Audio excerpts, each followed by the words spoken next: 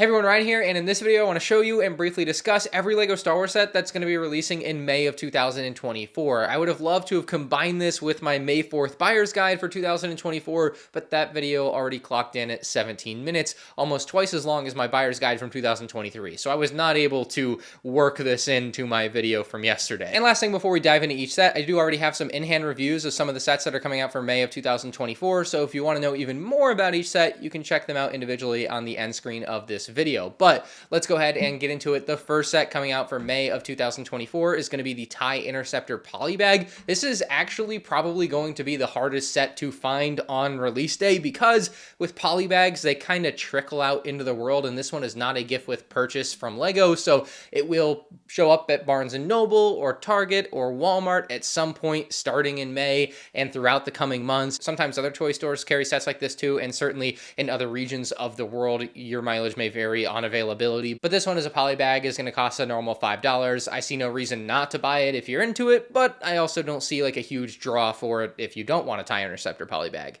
Coinciding with that, LEGO is releasing the UCS TIE Interceptor on May 1st for VIP/Insider members. If you're not a VIP member, you have to wait until May 4th to buy it, but it's free. Just sign up for it. You can get it on May 1st. Now, this set has a very surprising price tag at $230. Historically, with this range of LEGO Star Wars UCS sets, they're either $200 flat, and then they recently price increased that $200 to be $240. They never deviate from that. Like for the last 12 years, they hadn't deviated from that, and this year they did, making this set $10 cheaper than the normal going rate. So that should tell you LEGO probably didn't think the UCS TIE Interceptor was worth the full $240 price tag, and you shouldn't either. However, if you've seen my May 4th guide, and I still highly recommend watching it after this video, you'll know that there are double VIP points happening. There are other promos going on that you may be interested in that make that $230 not so bad at all if you're interested in taking advantage of some of the other offers happening when this set is released. You either have to buy a set like this day one where the value is optimal, or wait like another year until maybe they'll have a sale on it or something, but that's never a guarantee. Overall, it's a pretty neat looking set, although as I have looked at mine more in real life, the straps essentially on the cockpit of the TIE Interceptor have gotten more distracting, so I don't think I'm as high on it as I was when I first reviewed it, but I still think it's a pretty cool UCS set for the Imperial lovers. At least in America, these are usually only available at LEGO stores and LEGO.com, and I guess Legoland. I've seen a bunch of keychains at Legoland, but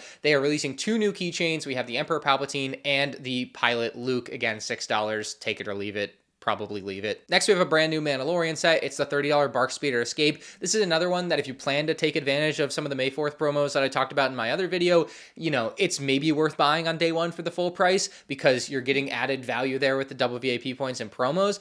But if you're not, you gotta wait for 20% off on this one. $30 is probably just too much for a Bark Speeder and a lamp, as legendary as the lamp is. It's really cool to get a real true Order 66 scene LEGO Star Wars set, but for the price, it's probably just not worth it again unless you're taking advantage of other promos. I'll just shoehorn this one in here. While it's technically not releasing in May, it doesn't release until July. You will be able to pre-order the LEGO Star Wars The Force of Creativity book starting on May 1st, although, as I said in my other video, it will not count towards the May 4th promos. There's been a lot of talk about this being an extremely overpriced book at $150, but until we actually see what's in it and what kind of value it provides as far as insight into the history of LEGO Star Wars, as well as the actual quality of the pages of the book, because this is a 300-page, you know, high-quality coffee book potentially, those definitely get very expensive, and so I can see and understand why this one's so expensive. It also is supposed to include like a pretty cool time capsule of some items from like the history of LEGO Star Wars, or just kind of behind the scenes items, not really like you won't be getting like an actual LEGO set or anything in there, I guess. I'll certainly be buying it and reviewing it myself, but I don't blame you if you don't want to pre-order it because it is a lot of money for a book. Now, the set coming out May 1st that I feel like is the oddest one out has to be the Commander Cody Brickheads. I feel like it's really weird to release this set right now because the next 5 sets we're going to talk about are all from the Phantom Menace, because this year is the Phantom Menace's anniversary, and LEGO Star Wars, frankly, has gone very hard for it, which is great. The Commander Cody Brickheads just feels way out of place. I don't know why they didn't save this one for next year for the 2025 Revenge of the Sith anniversary. I feel like it would have fit much better. That being said, I am also of the opinion, and it's just simply a fact, that LEGO can and does release things that aren't necessarily tie-ins with movie anniversaries,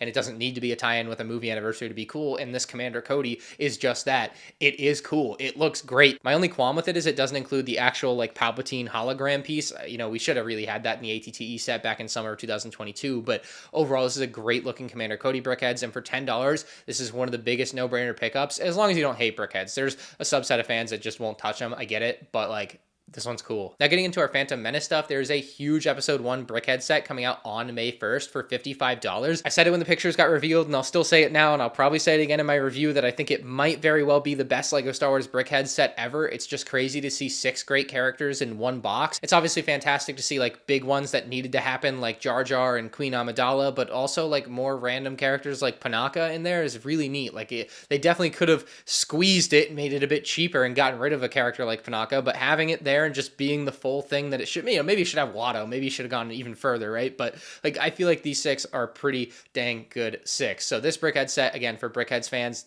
eaten good for LEGO Star Wars this year with a couple of great Brickhead sets. I think the best set releasing on May 1st and the set that everyone should own is the $65 Droideka. I think this one is totally worth the money. I think it looks great. It's got a great functionality where it can actually roll up into a ball, the weapons actually shoot, and it just looks really cool, really accurate. It's great for display, but it's not too big, it's not too small. It feels just right. So I think the Droideka, outside of the micro Droideka that's on the display stand, everyone doesn't really like that, but you know, everything else on the Droideka set is amazing. So I think that one is like the absolute must-have for May 1st if you're into it. Like it's a great looking set, and I would expect it to be the most popular of the May 1st sets just because it's so cool. It also, of my reviews so far, I think has the most viewership, so it probably does have the most interest. Unfortunately, the same can't be said for the $80 Mos Espa Pod Race. It's just too much money for what feels like a couple of polybag builds on a base plate with like a little bit of scenery. It's just way too expensive. Equally, the Sith Infiltrator coming out on May 1st is overpriced, just like the Mos Espa Pod Race. It's just too much money at $70. And this is another set that I've had the opportunity to make a review of already,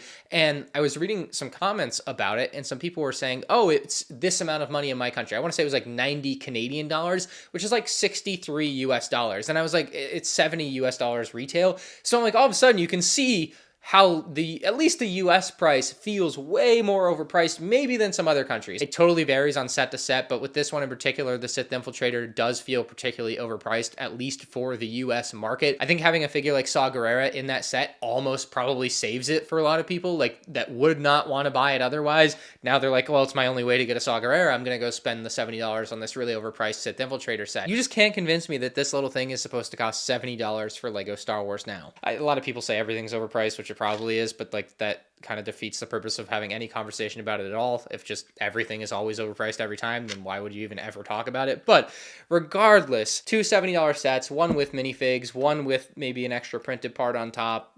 I don't know. You tell me. Anyway, the final Phantom Menace set coming out on May 1st for 2024 is the May the 4th Be With You promo with the Trade Federation Troop Carrier. It's a remake of the 2001 Droid Carrier set, and it's a pretty cool way to celebrate 25 years of the Phantom Menace. Many fans want to just buy the set, which is understandable, but I also think that makes it a particularly good promo because it's just got so many people talking about it, so many people excited that it exists, even though they won't be able to buy as many as they maybe want to. If you were still planning to partake in May 4th this year, you're going to be really happy with what you get for that promo. It's a great build. It's a great set. It's got some great functionality. It's got some very cool throwbacks to that original 2001 Droid Carrier, and I think it just makes for a great May 4th promo. Now, there are other promos releasing for May of 2024 with LEGO Star Wars, including a couple more coins. Can you believe it? A new art poster, which has potentially some leaks of some minifigs coming for summer of 2024, and, you know, it just also is a very cool throwback art piece. But if you want more info on how to get all of those promos, you have to check out my May 4th buyer's guide because I've got all that information in there for you, as well as what's going to be on sale and what's going to have bonus VIP points. So hopefully this video did a good job of recapping all of the sets that are going to be releasing on May 1st. And again, if you want to see all of the promos and discounts and things for May 4th this year and how it all works, check out my May 4th buyer's guide on the end screen now.